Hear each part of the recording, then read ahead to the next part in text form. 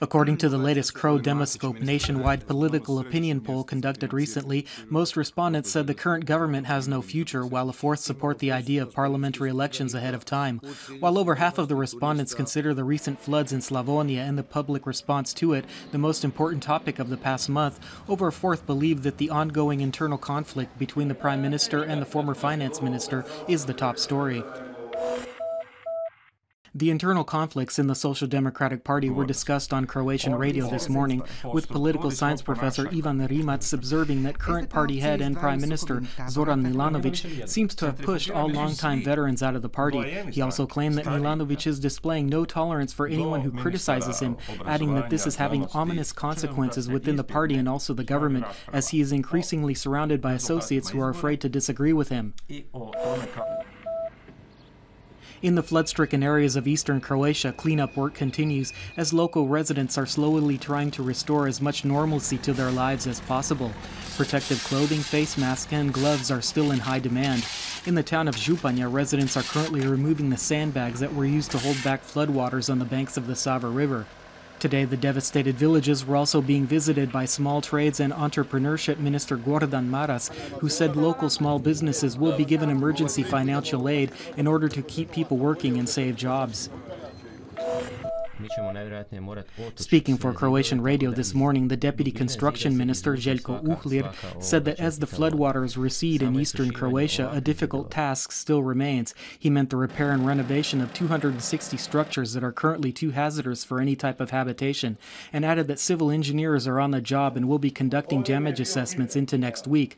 Meanwhile, Agriculture Minister Tihomir Jakovina said that feed for evacuated livestock has been secured for the next several months, while damages to agricultural lands and estimates of crop shortfalls will be handled by a mixed commission consisting of representatives of local governments, farmers, and his ministry.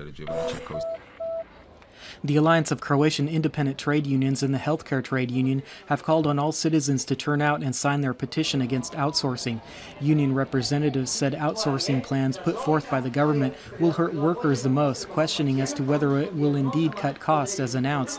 They also warned that relinquishing a number of public service jobs to the private sector may turn out to be another wave of privatization in the Croatian style, alluding to the often disastrous privatization of years past when many companies were shut down and thousands lost their jobs.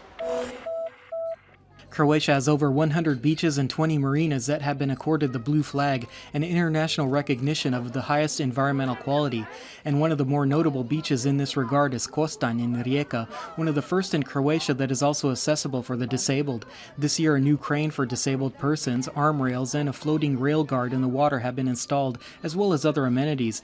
The beach is frequented by disabled persons not only from Croatia but also abroad, and documentation is currently being compiled for its expansion, which will be financially supported by the European Union. In sports, the Croatian national football team successfully completed their second practice session in Brazil.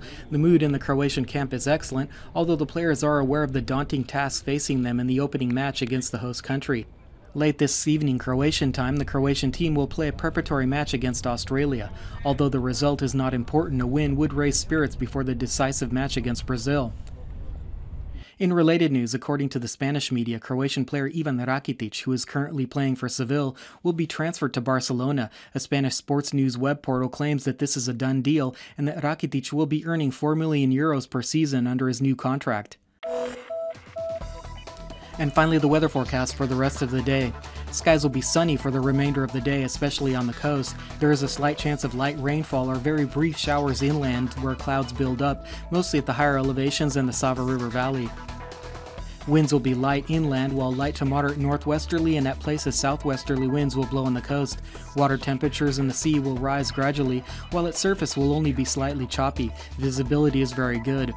Today's temperatures will generally range from 24 to 29 degrees Celsius.